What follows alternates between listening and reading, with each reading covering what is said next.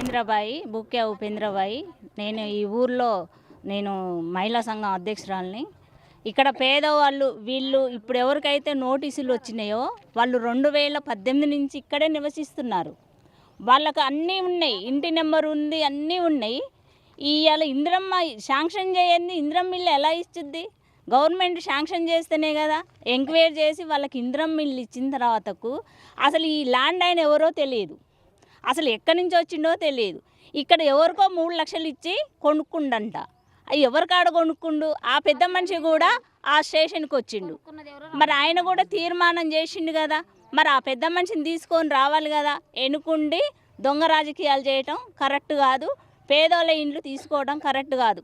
వాళ్ళు ఈ జనాన్నే బీఆర్ఎస్ ప్రభుత్వంలో ఉన్నప్పుడు ఈ జనానికి మీకు న్యాయం చేస్తామని, ఇండ్ల పట్టాలు ఇస్తామని, ఇండ్లు ఇప్పిస్తామని వీళ్ళనే తిప్పుకొని ఇవాళ వీళ్ళకి అన్యాయం చేయాలని చూస్తారంటే ఇది మాత్రం కరెక్ట్ కాదు. వాళ్ళ జోలికి వస్తే మాత్రం బాగోదు. మీ ఏదైనా ఉంటే మీరు మీ వెనక ఎన్ని ఉన్నాయో తెలుసు, మీకు మీ వెనక ఎన్ని ప్లాట్లు ఉన్నాయో తెలుసు, మీరు ఎన్ని అమ్ముకున్నారో తెలుసు, మీరు ఏం చేస్తున్నారో కూడా తెలుసు. వీళ్ళ జోలికి వస్తే ఊరు మొత్తం సర్వే జరుగుద్ది. మీకెందుకు ప్రచారం చేయాలి? మీరు దొంగలనే విషయం ఇక్కడ అందరికీ తెలుసు. మిమ్మల్ని నమ్ముకుంటున్నారు. మీరేం చేశారు 5 సంవత్సరాలు? ఈ పేదోళ్ళకి ఏం న్యాయం చేశారు? ఇవాళ ఇందిరమ్మ ఇల్లు వచ్చింది, గవర్నమెంటు ఎంక్వైరీ చేసి వాళ్ళని 10కి 10 సార్లు ఎంక్వైరీ చేస్తేనే ఇందిరమ్మ ఇల్లు వచ్చింది. ఇవాళ ఇందిరమ్మ ఇల్లు వచ్చినాక నోటీసులు పంపించటం ఎంతవరకు కరెక్టు? కొంచెమైనా ఉండాలి కదా. అసలు ఈయనెవరు? ఈయనకి ఎక్కడి నుంచి వచ్చింది? ఈ భూమి నుంచి వచ్చింది, ఆయనకి ఎక్కడిది? ఆయనకి ఇవాళ ఈ పింఛింగ్ చేసుకున్న వ్యక్తికి ఇంటి నెంబర్ ఎట్టొచ్చింది? 10 సంవత్సరాల నుంచి పాములల్లో తేళ్లల్లో వాళ్ళు అనేకంగా బాధలు పడుకుంటూ ఈగలకు దోమలకు చలికి నీళ్ళల్లో ఇట్లా నాని ఉన్న వాళ్ళకు ఈరోజు ఇంటి నెంబర్ రాలేదు.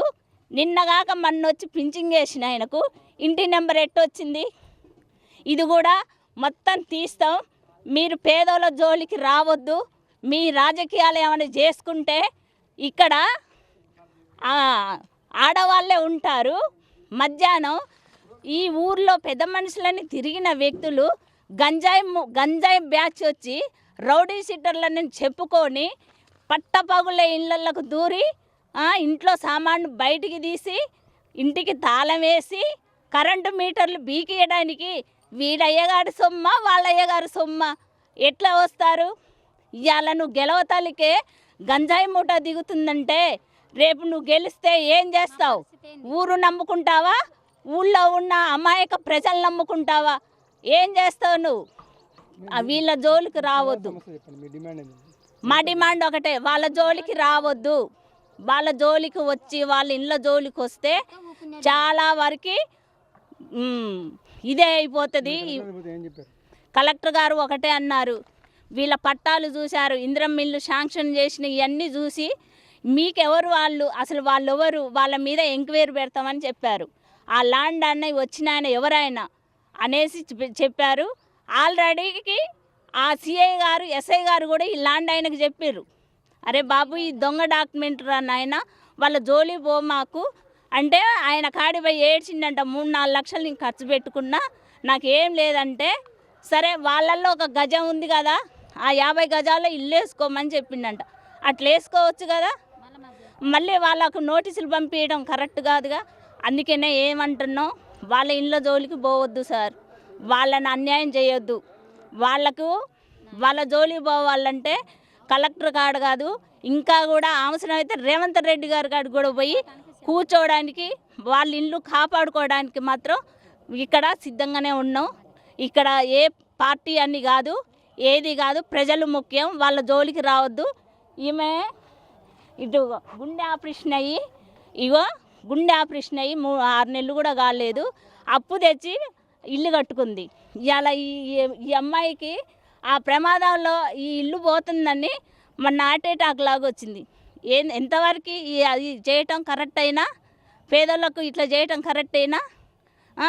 ఈమెకు కూడా మన ఈ ఇల్లు చేయబట్టి హార్ట్ ప్రాబ్లం మొన్ననే వచ్చింది. మొన్ననే ఇట్లా ఇట్లా రకరకాలుగా పేదోళ్ళని ఇబ్బంది పెట్టడం, వాళ్ళకు నోటీసులు ఇచ్చి ఏదో భూమి లాక్కుంటానంటే అదైతే కుదరదు. వెనక్కి తీసుకోవటం మంచిది. ఆయన ఎవరైతే నోటీసులు పంపించారో ఆయన మర్యాదగా వెనక్కి తీసుకోవడం మంచిది. తీసుకోకుండా వీళ్ళ మీద దౌర్జన్యం చేస్తానంటే ఆయన ఎక్కడుంటాడు ఏంటి అన్నీ కూడా మేము కలెక్టర్ కాడ కూర్చుంటాం. కలెక్టర్ గారు వచ్చిందాక తీర్మానం ఇక్కడ చేసిందాక మేము అవసరం మంత్రి గారి కాడికి కూడా పోతాం. పొగలేటి సీనన్న కాడికి పోతాం. గతంలో కూడా పోయారు. ఆయన కూడా చెప్పిండు మీకు న్యాయం జరుగుద్దని.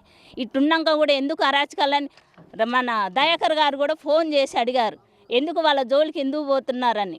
ఇప్పుడు ఆ తుమ్మల గారి కాడికి కూడా పోయినాం. ఆయన ఎలక్షన్లు అయిపోయాక మీ ఇండ్లు ఆడిపోవు, ఈ అరాచకం చేసేది ఎవరో వాళ్ళ సంగతి చూసుకుంటా అన్నారు. దయచేసి వీళ్ళ జోలికి రావద్దు సార్. వీళ్ళ జోలికి మాత్రం ఎవరు రావద్దు. ఏ నోటీసులు వచ్చినా వీళ్ళు పోవాలంటే పంచాయతీ ఆఫీసు కూడా గవర్నమెంట్ అది ప్రైవేటే కదా, మరి అది ఉంటుంది. వీళ్ళే ఎట్లా పోతాయి అది కూడా తేలాలి. కాబట్టి వీళ్ళ జోలికి ఎవరు రావద్దు. ఏ నోటీసులు వచ్చినా వాళ్ళని ఇబ్బంది మాత్రం ఇక్కడ చేయొద్దు. నా పేరు జోగు దావీదు. మా ఇంట్లో మేము ముగ్గురం హ్యాండిక్యాప్స్. మాకు ఇట్లా మమతా కాడ నుంచి మేము వచ్చినాం. వచ్చి 10 సంవత్సరాల కాంచి మేము ఇక్కడే ఉన్నాం. మేము ఎక్కడికి పోలేము. మేము ముగ్గురం అవుటోళ్ళం కాబట్టి మాకు కంపల్సరీ మాకు ఇందిరమ్మ ఇల్లులు కావాలి. మాకు ఇందిరమ్మ ఇల్లు అదే నోటీసులు ఇచ్చారు సార్. మా అందరికి ఇచ్చారు. ఇల్లు ఖాళీ చేయమని ఇచ్చేసారు. ఇల్లు ఖాళీ చేస్తారని ఇచ్చేసారు. అందరితో పాటు మా ఇంటికి కూడా వచ్చింది. మేము ముగ్గురం నడవలేళ్ళం. మేము ఎక్కడికి పోలేము. మేమైతే ఎక్కడికి పోలేము కాబట్టి మాకు ఎట్లయినా కొద్దిగా న్యాయం చేయండి. అందరికీ న్యాయం చేయండి. కలెక్టర్ గారికి పోయినప్పుడు మాకు కంపల్సరీ ఆయన నిన్న పోయినప్పుడు సంతకం పెట్టేసి మాకు చెప్పారు, కొద్దిగా మాట్లాడతాం అని చెప్పారు. మీ ఇల్లు ఎక్కడికి పోవు, ఎవరు మా నాన్న కూడా హాస్పిటల్లోనే ఉన్నాడు. కొద్దిగా కొన్ని మా ఇల్లు మాకు కావాలి సార్. మా ఇల్లు మాకు కావాలి సార్. మాకు 10 సంవత్సరాల నుంచి ఉంటున్నాం. మేము ఇక్కడ కిరాణా షాప్ పెట్టుకున్నాం సార్. ఇంకా అది కూడా గవర్నమెంటే ఇచ్చారు సార్. నాకు కలెక్టర్ గారు ఇచ్చారు. వాళ్ళు మాకు హెల్ప్ చేశారు.